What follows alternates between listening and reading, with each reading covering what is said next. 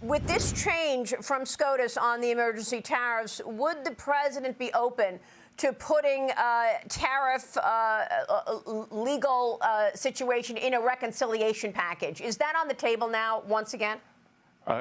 Look, Maria, it could be on the table, but again, we do not need the administration, the president does not need Congress to move the tariff revenue back up.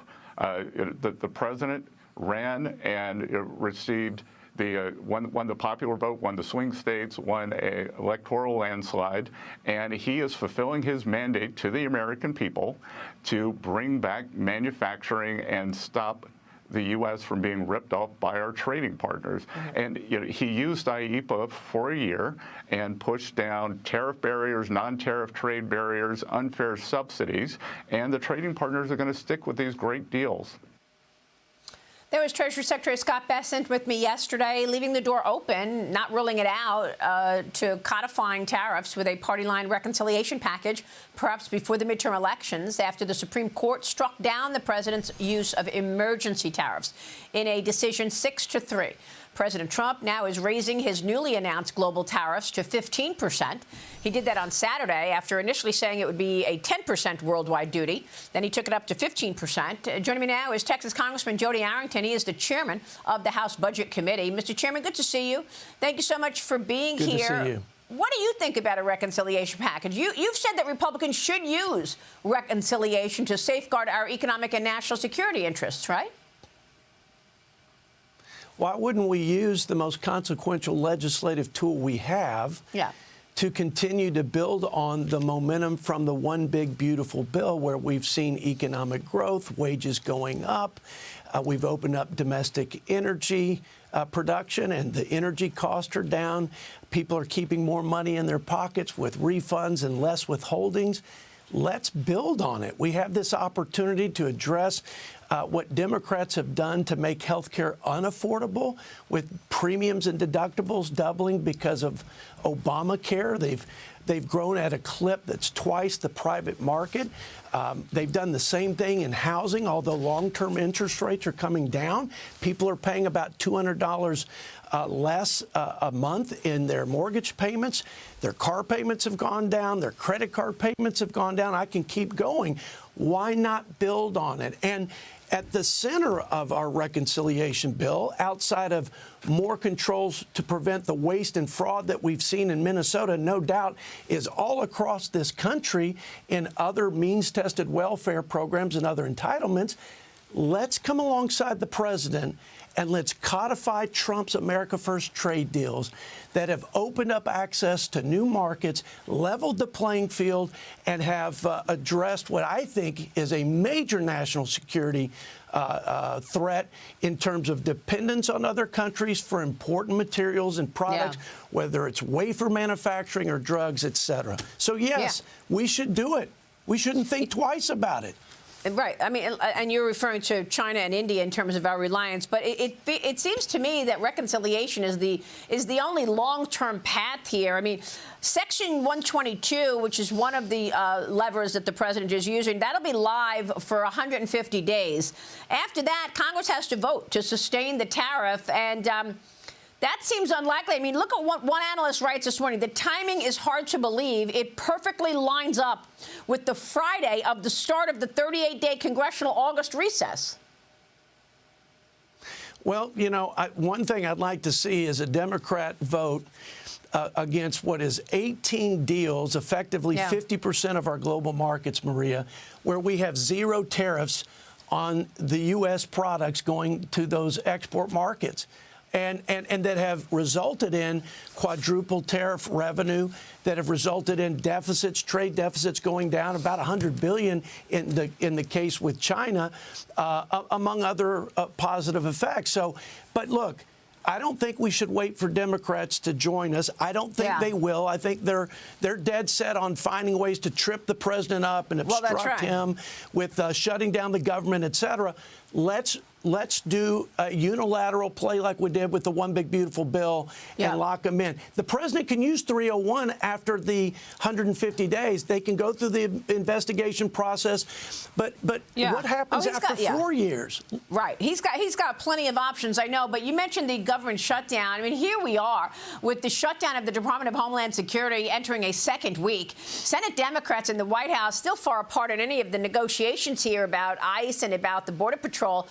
Federal workers are now going to miss their paycheck for the first time since funding lapsed. TSA pre-check apparently is operational for now, but that's reversing early reports that the pre-check program was going to be suspended. I mean, this is how serious this shutdown is. It stalled a Senate vote on the Save America Act as well. The legislation, of course, requires proof of citizenship to vote. And I spoke with Utah Senator Mike Lee yesterday on why driver's licenses alone are not enough to prove citizenship. Watch this. In nearly all 50 states, you can get a driver's license even if you are not a U.S. citizen. In 19 states plus D.C., you can get a driver's license even if you're a known illegal immigrant. Right. And that's exactly why we've got to do this, because under the 1993 NVRA, if you fill out one of these forms, check the box and sign your name, that's all you have to do when applying for a driver's license to simultaneously register to vote. That's why that's not enough, because in nearly every state, you can go through that process. And as long as you're willing to lie on that form and sign your name to it, then you can register to vote. There ought to be more required than that. So, Mr. Chairman, what about that? I know you passed the SAVE Act in the House, but we're not going to have a talking filibuster this week or anytime soon until you can fund the Department of Homeland Security, according to Mike Lee. Well, let's just look at the irony here. The Democrats, as part of their unreasonable list of demands, include the identities or showing the faces of these ICE agents, where they've had assaults go up by 3,000%, death threats by 8,000%. But they don't want proof of identity for illegal immigrants who are trying to vote in this country. Makes no sense. I don't think they're going to go through it. The pain, again, they got the bigger blowback when they shut the government down for the longest duration ever several months ago. And so I don't think they're going to go through with it. To your point, at the end of this week, they're starting to lose pay. The TSA, National Guardsmen, and we haven't mentioned the Cyber and Critical Infrastructure Security Agency. These are very important and pose a serious risk if we don't fund them. So Democrats, I believe, will come to their senses, Maria, and by the end of this week. That's my prediction. By the end of this week. Well, so far they've used the tariff ruling as a way to grandstand and ramp up the rhetoric. I mean, an armed man was shot and killed over the weekend after breaching the perimeter around President Trump's home, Mar-a-Lago. Police identified him as 21-year-old Austin Tucker Martin of North Carolina, saying he was carrying a shotgun and a fuel can. With more of these scary threats against President Trump, Democrats are still on a mission to attack the commander-in-chief. Listen to this crazy new ad from Illinois Senate candidate Juliana Stratton, which is filled with profanities. Watch this. Trump. Vote Juliana. They said it, not me. Trump. Trump. Trump. Vote Juliana.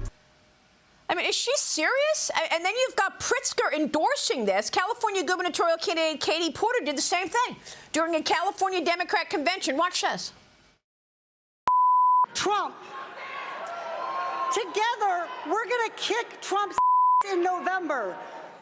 I'll stand up to Trump and his cronies just like I did in Congress, with or without my whiteboard.